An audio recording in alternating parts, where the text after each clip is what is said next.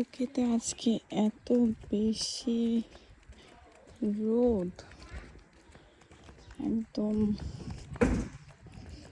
মাথা গরম করার মতো রোদ। সূর্যটা একদম মাথার উপর, সামনে আরো গরম আসবে।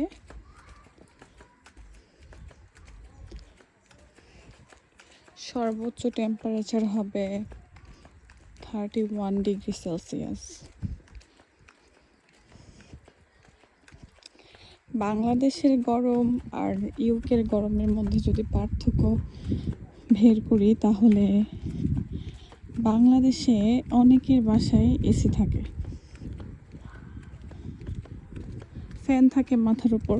সব বাসায়, বেশিরভাগ বাসায়ই এসি থাকে।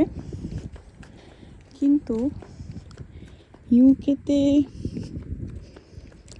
এসি থাকে বললে ভুল হবে, কারো বাসায় এসি নাই। যারা অনেক বেশি বড়লোক, কোটিপতি, কোটি কোটি টাকার মালিক, তাদের বাসায়ও এসি আছে কিনা আমি জানি না।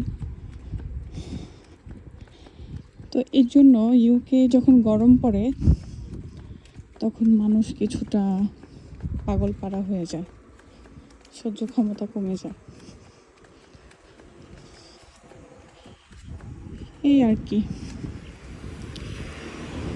কিন্তু রোদ যখন ওঠে, তখন মানুষের জন্য একটা আনন্দের দিন হয়,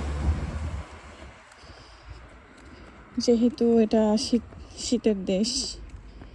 এখানে বেশিরভাগ টাইমে শীত থাকে, শুধু গরম থাকে 3 মাস।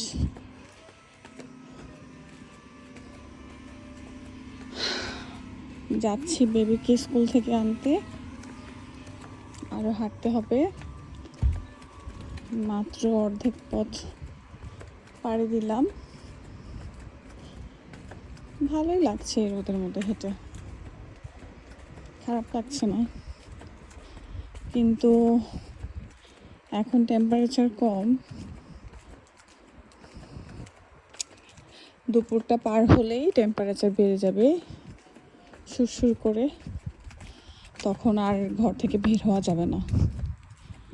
আর সবচেয়ে বড় কথা হচ্ছে, এই দেশের রোদ খুব মারাত্মকভাবে মানুষের স্কিন বার্ন করে দেয়। বাংলাদেশে যেমন মানুষ সারাদিন রোদে কাজ করার পরে যতটুকু স্কিন